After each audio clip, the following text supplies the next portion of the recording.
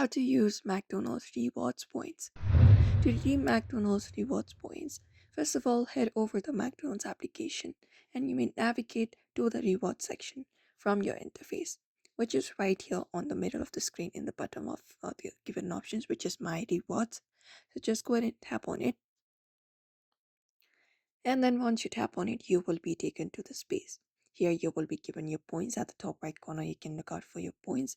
If you would like to look out for your rewards, if you would like to redeem, you can look out for this view all option. You can tap on it, and here it will give you different options that you can use your points to redeem. So here we have been given different options for delicious rewards. So you can head over to one of the product that you may want to use the reward for.